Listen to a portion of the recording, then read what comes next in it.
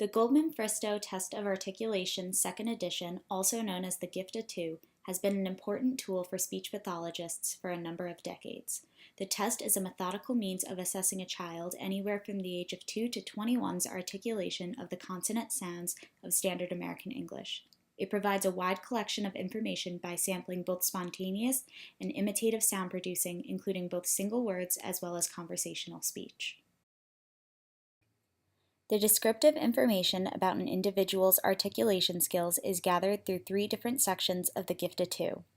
They are sounds in words, sounds in sentences, and stimulability.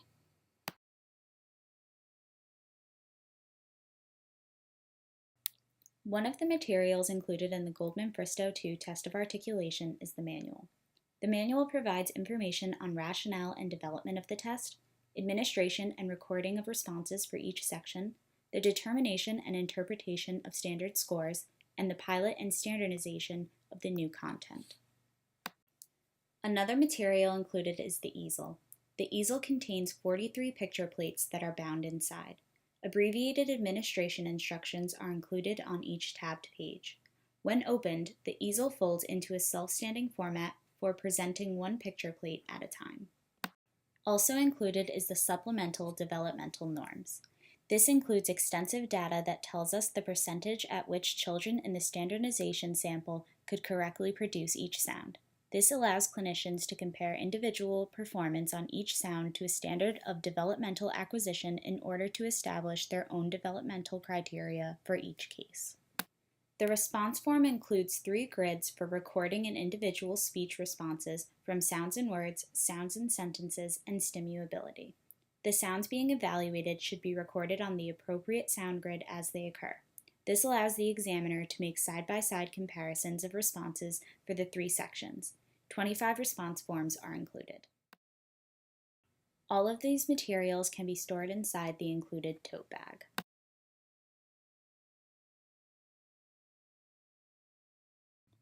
Charlie is a happy 7-year-old boy.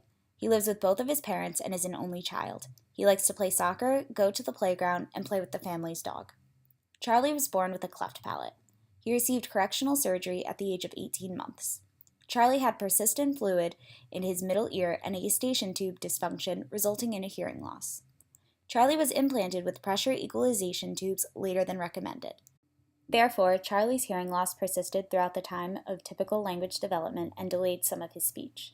Charlie's parents say that he is 60% intelligible when talking to familiar listeners and 40% intelligible with unfamiliar listeners. This has resulted in Charlie having difficulty making friends and playing with other children his age. Charlie's speech includes nasality of some atypical sounds. This seems to be due to his cleft palate, even though he had the correctional surgery a number of years ago. Charlie exhibits a few different phonological processes, such as initial consonant deletion, final consonant deletion, and cluster reduction. Charlie's problematic speech sounds include s, sh, f, t, and k. These problematic speech sounds are due to his hearing loss, which are typically heard with low amplification and high frequency. The sounds in words section is the only standardized portion of the GIFTA-2. This area of the test uses 34 picture plates and 53 target words in order to obtain an individual's articulation of 61 consonant sounds in the initial, medial, and/or final position of a word, as well as 16 consonant clusters, or blends, in the initial position. Okay, Charlie, you're going to see some pictures here, and when I turn the pages, I want you to just tell me about the pictures you see. Okay? What do you call this? How. Okay, and what do you call this? Tree. What about this? Window.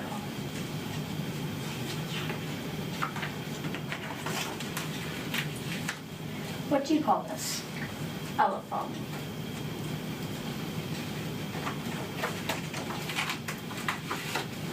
What is this? Oh. Okay. What is this? 9. And what is this? Queen. Okay. She is not a boy. She is a girl. And what is this? Ball.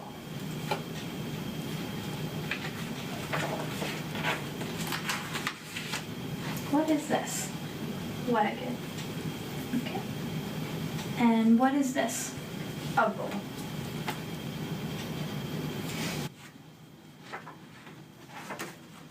What is he wearing to bed? Jammy. What else can you call them? PJs.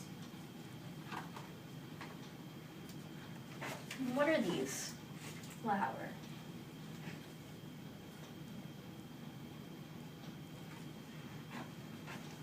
What do you call this? Bra.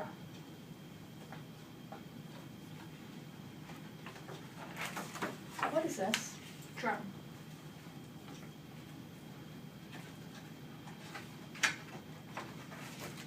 And what do you call this? Frog.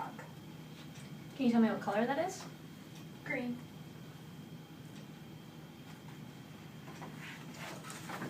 What do you call this? Lamb.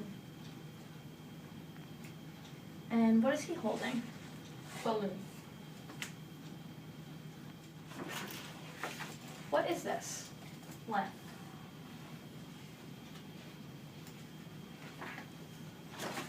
What is this? R. What color is it? Blue.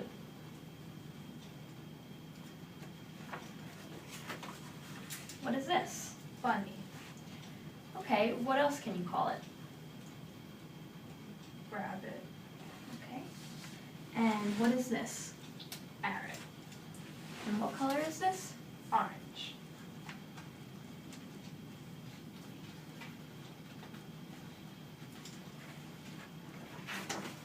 What is this boy doing? Ishing.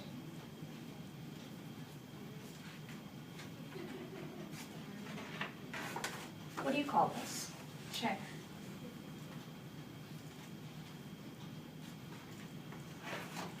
This fell off the bird. What do you call this? Other.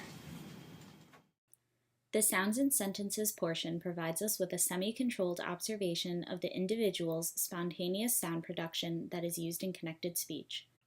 This is done by asking the examinee to retell one or two simple picture-based stories that the examiner has read aloud earlier. Okay, Charlie, now I'm going to show you some pictures and I'm going to tell you a story about them.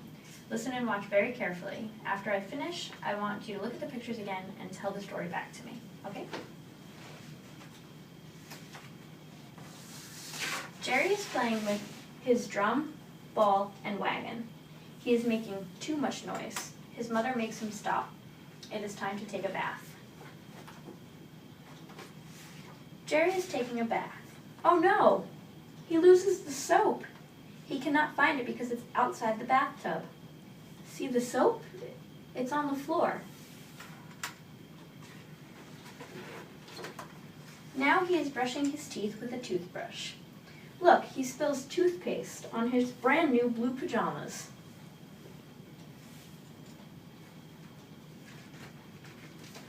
Nothing else can happen tonight, thinks Jerry. He yawns and reaches to turn out his new yellow light. Oh no, he knocks over the yellow light.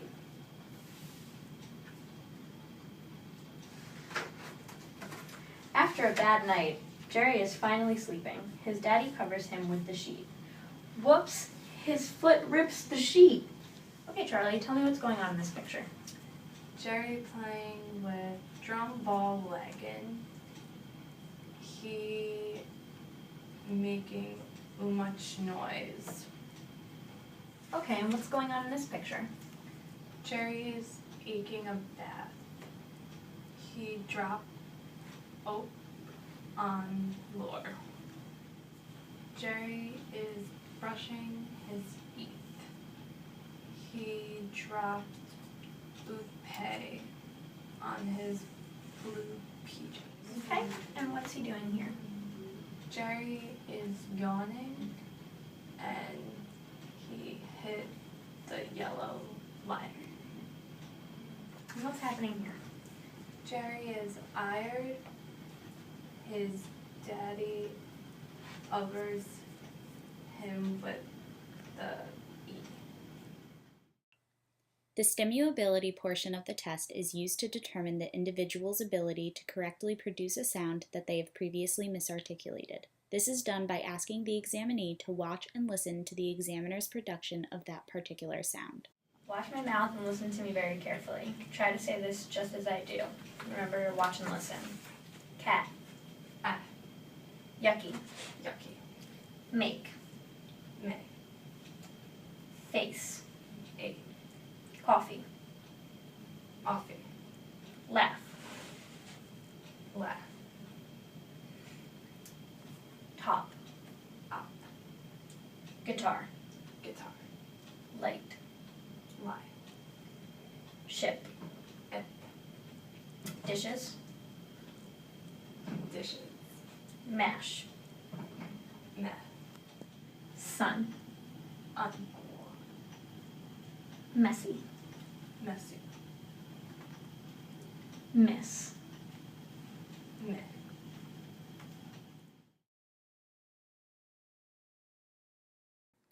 In order to score the Sounds and Words subtest of the gift of 2, the clinician must count all the errors that the examinee has made. The number of errors that have been counted will represent the raw score for the examinee. In the appendix of the manual, the clinician would find the age of the examinee. In this case, the examinee is 7 years, 0 months. On the left-hand side of that page will be the list of raw scores. The clinician will find the raw score of the examinee and point across to the section of the chart that says male. Here, the clinician will be able to find the standard score, the confidence interval, and the percentile. Another piece of information you can get from the raw score is the test age equivalent. In another section of the manual's appendix, there will be a chart labeled Test Age Equivalents corresponding to Sounds and Words raw score. Here, the clinician can determine the age that the examinee is currently developing at. Although the Sounds and Sentences subtest is not standardized, the clinician can still score the examinee to determine their articulation errors. In order to score this section, the clinician would convert the marks he or she had made during the administration of the test and write only the errors on the score sheet. For example, since the examinee did not produce the T sound while saying taking, the clinician would go to the number that is located above the sound and mark a dash in the blue section of the score sheet to indicate that the client did not produce the T sound in the initial position. For the stimulability subtest, the clinician would mark which sounds the examinee produced correctly and incorrectly. In this example, the clinician marked hearts when the sound was not produced and stars when the sound was correctly produced.